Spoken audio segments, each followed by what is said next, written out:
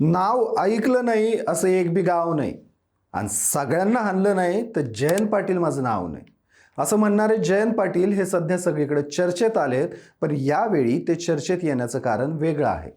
खरं सोशल मीडियामध्ये आस्तिक आणि नास्तिक हा वाद तुम्ही अनेकदा पाहिला असेल. पुरोगामी आणि शाहू फुले आंबेडकरांच्या विचारधारेवरून होणाऱ्या चर्चा पाहिल्या असतील. पण हे सर्वसामान्य म्हणजे तुमच्या माझ्यासारखे लोक जेव्हा या मुद्द्यांवर बोलतात, विवाद करतात, तोपर्यंत या मुद्द्याला, या विचारधारेला तितकंसं गंभीरपणे घेतलं जात नाही.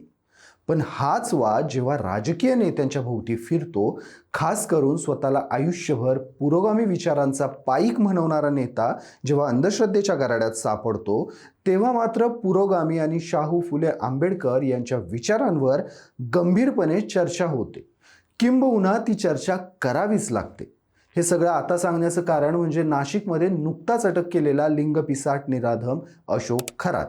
या प्रकरणामध्ये आता राष्ट्रवादीच्या शरद पवार गटाचे आमदार जयंत पाटील यांचं नाव घेतलं जात आहे आणि त्यांच्यावर गंभीर आरोप लावले जात आहेत.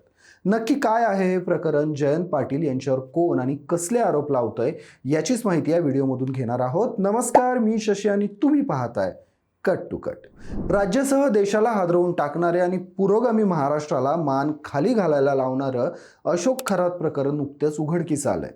जसजसे दिवस पुढे सरकत आहेत तसतसं या प्रकरणामध्ये नवनवीन नावं पुढे येत आहेत आणि त्यातही बड्या राजकीय चेहऱ्यांची नावं आता पुढे येत आहेत. त्यांच्यावर जे आरोप होत आहेत ते अत्यंत घृणास्पद आहेत. खरात प्रकरणात आता जयंत पाटील यांचे खरात सोबतचे फोटो पुढे आलेत. त्यामुळे आता नवीन चर्चेला राज्यात तोंड फुटलंय. अशातच भाजपचे गोपीचंद पडळकर यांनी जयंत पाटील यांच्यावर अत्यंत गंभीर आरोप केले. काय म्हणालेत पडळकर हे सर्वप्रथम पाहूयात. माध्यमांच्या प्रतिनिधींशी बोलताना गोपीचंद पडळकर म्हणाले, जयंत पाटील हे आपल्या मुलाला घेऊन अशोक खरातकडे गेले होते. अशोक खरात ईश्वरपूरला देखील आला होता. जयंत पाटलाच्या मुलाला राजकारणात यायचं होतं, त्यासाठीच ते प्रयत्न करत होते. त्यांनी त्यासाठी ईश्वरपूरच्या मंदिरात पूजा देखील केल्या. जयंत पाटील यांना अशोक खरातनं रक्तानं आंघोळ घातलीये. आता खरातनं नरबळी दिल्याचं समोर येतंय. मग जयंत पाटील यांना माणसाच्या रक्तानं आंघोळ घातलीये का? स्वतःला पुरोगामी म्हणवणारे जयंत पाटील अशोक खरातकडं कशाला गेले होते? पोलिसांनी जयंत पाटील यांचा या प्रकरणाशी नक्की काय संबंध आहे हे तपासलं पाहिजे. गोपीचंद पडळकर यांच्या आरोपानंतर राज्यात चर्चेचं रान उठलंय. कारण आजवर जयंत पाटील यांनी स्वतःची प्रतिमा ही पुरोगामी ठेवली होती. त्यामुळे अशोक खरात सोबतचे त्यांचे फोटो त्यांच्याच प्रतिमेला तडा देणारे ठरले. खरं अद्याप तरी म्हणजे किमान हा व्हिडिओ बनवेपर्यंत तरी जयंत पाटील यांनी या प्रकरणात कुठलीच प्रतिक्रिया दिलेली नाहीये. अशोक खरातच्या सोबतचे जयंत पाटील यांचे फोटो हे अशोक खरात सोबत त्यांची चांगली ओळख होती हे स्पष्ट करणार आहेत. याबाबत बोलताना गोपीचंद पडळकर असंही म्हणाले की सार्वजनिक कार्यक्रम किंवा लग्नाच्या व्यासपीठावर काढले गेलेले फोटो हे गांभीर्यानं घ्यायचे नसतात. पण जयंत पाटील यांचे खरात सोबत स्वतंत्र इतरत्र काढलेली फोटो हे आक्षेपाचं मुख्य कारण आहे. यासोबतच अशोक खरातच्या मिरगावमधील देवस्थान आणि फार्म हाऊसला जयंत पाटील यांच्या कृपेनंच पाणी पुरवठा केला गेला असा आरोपही पडळकर यांनी केलाय. बरं, पडळकर यांच्या दाव्यातलं तथ्य तपासल्यावर असं लक्षात येतं की दारणा धरणातून 48 किलोमीटरची पाईपलाईन या अशोक खरातच्या देवस्थानाला दिली गेली. या पाईपलाईनमधून मराठवाड्याच्या हक्काचं 39 लाख लिटर पाणी या देवस्थानला दिलं गेलं. हे पाणी देण्यासाठीचा प्रस्ताव अगोदर पाटबंधारे खात्याकडे गेलेला.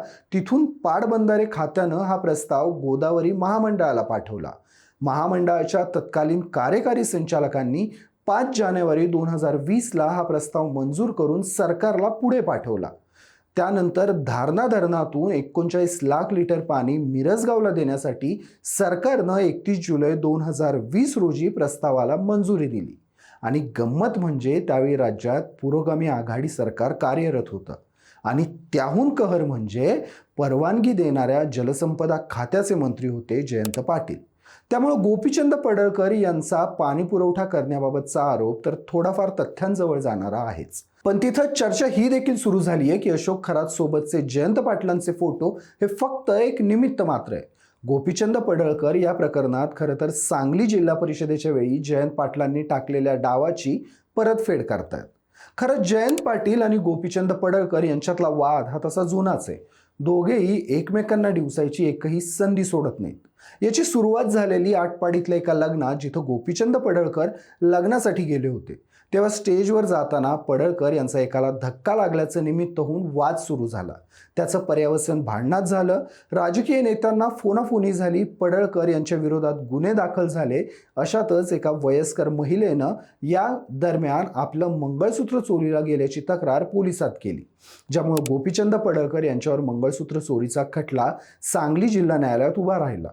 पुढे त्या महिलेनं आपली केस मागे घेतली, पण गोपीचंद पडळकर यांच्या म्हणण्यानुसार या सगळ्या कारस्थानांच्या मागे जयंत पाटील यांचा हात होता आणि तेव्हापासूनच सांगलीच्या या दोनही नेत्यांच्या मधून विस्तवही जात नाहीये। सांगलीतील राजाराम बापू पाटील साखर कारखान्याच्या कमानीवरून देखील पडळकर आणि जयंत पाटील समर्थकांमध्ये वाद झाला होता। मागे एकदा जयंत पाटील यांच्यावर बोलताना गोपीचंद पडळकर यांची जीभ घसरली होती। त्यांनी जयंत पाटील यांच्या कुटुंबावर शेरेबाजी केलेली, मात्र जयंत पाटील यांनी त्यावेळी त्याला अत्यंत संयमानं उत्तर दिलं होतं। आता या प्रकरणामध्ये गोपीचंद पडळकर यांचे आरोप खरे आहेत की खोटे हे चौकशी दरम्यान समोर येईलच। पण तोपर्यंत या सगळ्या प्रकरणाबद्दल तुम्हाला काय वाटतं? तुमची मते मला कमेंटमध्ये आवर्जून कळवा आणि हा व्हिडिओ आवडला असल्यास व्हिडिओला लाईक करा, शेअर करा आणि कट टू कटला सबस्क्राईब करायला विसरू नका।